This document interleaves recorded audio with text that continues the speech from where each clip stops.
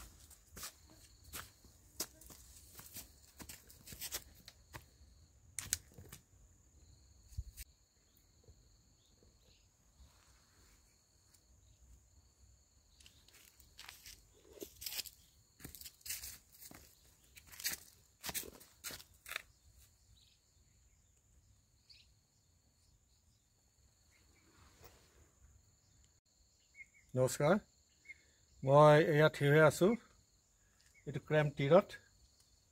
মানে খাচীয়া যি জাতীয় বীৰ বিদ্ৰোহী নেতা, যিজনাই ব্ৰিটিছসকলৰ বিৰুদ্ধে যুদ্ধ কৰিছিল, তেখেতে সেই যুদ্ধকালীন অৱস্থাত তেখেতৰ বিদ্ৰোহৰ সময়ছোৱাত খাচীয়া পাহাৰৰ বিভিন্ন ঠাইত আত্মগোপন কৰিছিল। তাৰে এটা এইটো গুহা। ইয়াতো তেখেতে আত্মগোপন কৰিছিল।